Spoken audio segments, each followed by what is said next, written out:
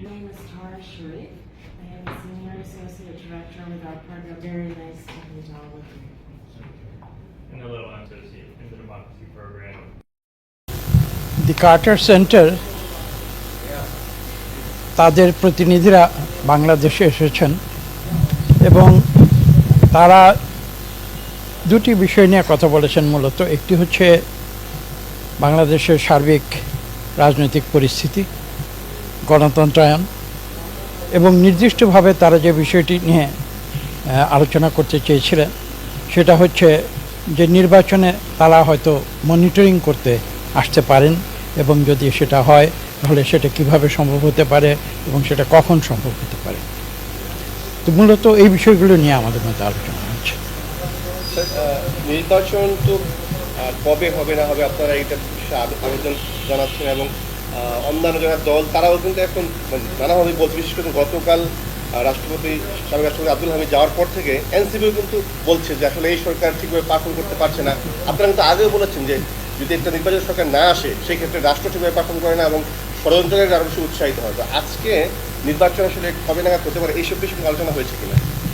দেখুন, আমি কারো সমালোচনা করতে চাই না।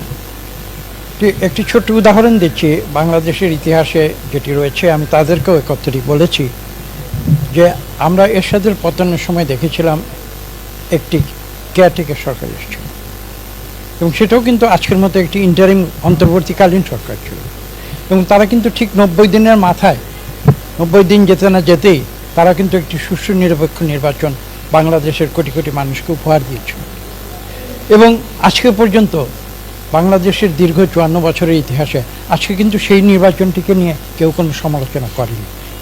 কাজে এটা বুঝতে হবে যে নির্বাচন সুষ্ঠু এবং নিরপেক্ষ করতে গেলে যে অনির্দিষ্ট কোনো সময়সূচি নিতে হবে তার পেছনে কোনো যৌক্তিকতা নেই। এটা 90 দিনেও করা সম্ভব। এখন তো ইতিমধ্যে প্রায় 9 মাস হয়ে গিয়েছে। তো কাজে এই বিষয়গুলো তো মানুষের আলোচনায় আসবে অবশ্যম্ভাবী। এটা আমরা যদি নাও করি তাহলেও কিন্তু মানুষ চুপ করে থাকবে না। কাজে এই বিষয়গুলো নিয়ে আলোচনা হয়েছে, কত দ্রুত এটা করা যায় বা বিএনপি কখন এই নির্বাচনটি প্রত্যাশা করছে এবং আমাদের বক্তব্য তো স্পষ্ট, এটা ইতিমধ্যেই দেওয়া হয়েছে এবং আপনারা জানেন যে আমরা বলেছি যে এবছরের শেষ নাগাদ যদি নির্বাচন হয় তাহলে এটা জনগণের জন্য অত্যন্ত গ্রহণযোগ্য হবে আর বিশ্বাস করি এবং কোনো অহেতুক যদি কোনো বিলম্ব হয় তাহলে যে সমস্যাটি আপনারা দেখতে পাচ্ছেন আজকে বাংলাদেশের যে রাজনৈতিক, সামাজিক এবং অর্থনৈতিক যে পরিস্থিতি, আইন শৃঙ্খলার যে পরিস্থিতি, সেটা কিন্তু আজকে থেকে 9 মাস আগে 5ই আগস্টের পরে যে পরিস্থিতি ছিল তা থেকে সম্পূর্ণ আলাদা। যদি বাংলাদেশের স্থিতিশীলতা কোনো কারণে বিঘ্নিত হয় তাহলে কিন্তু এটা 18 কোটি মানুষের জন্য ক্ষতিকর হবে এবং সেজন্যই আমরা একটি কথা জোর দিয়ে বলেছি যে জনগণের যারা সত্যিকার প্রতিনিধি এবং সেই জনগণের সত্যিকার প্রতিনিধি যেটা নির্ধারিত হতে পারে একমাত্র একটি সুষ্ঠু এবং নিরপেক্ষ নির্বাচনের মাধ্যমে, সেই নির্বাচনটি যত শীঘ্র হয় তাহলেই আমরা বিশ্বাস করি সেটা বাংলাদেশের জন্য মঙ্গলজনক হবে এবং সেই কথাটি আমরা তাদের বলেছি এবং আমরা তো গণতন্ত্র উত্তরণ চাই। একটি ফ্যাসিস্ট সরকার ছিল, এটা তো বাংলাদেশের যারা রাজনীতি নাও করে তারাও তো যেটা জানে।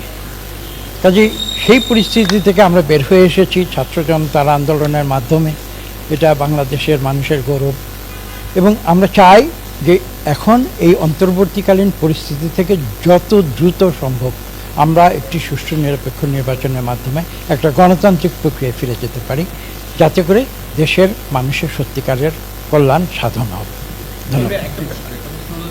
গতকাল রাত থেকে প্রধান উপদেষ্টার বাসার সামনে শিবির এবং আপনার হাসানাদুল্লাহ সালাম আজকেও তারা কিন্তু জুমার পরে বিভিন্ন মসজিদ থেকে তারা আহ্বান জানিয়েছে সবাইকে যে আওয়ামী লীগ নিষিদ্ধের জন্য তারা আপনার কর্মসূচিতে অবস্থান করবে। সেখানে এখানে বিএনপির অবস্থানটা আমরা দেখতে পাচ্ছি।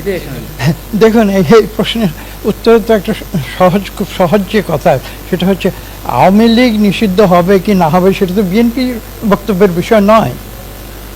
একটা নির্বাচন কমিশন সিদ্ধান্ত নিতে পারে, সরকার সিদ্ধান্ত নিতে পারে।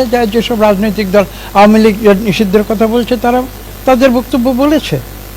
কাজে এখানে আমরা বিএনপি হিসাবে তো আমরা এই সিদ্ধান্ত নেওয়ার মালিক নয়। আমাদের মহাসচিব তো ইতিমধ্যে বলেছেন যে জনগণের সিদ্ধান্তর বিষয় এটি এবং জনগণ সিদ্ধান্ত নেবে কারা নির্বাচন করবে কি না করবে। এটা হচ্ছে আমাদের যেটা বক্তব্য। তার সঙ্গে আমি নিজেরও একটি বক্তব্য যোগ করছি।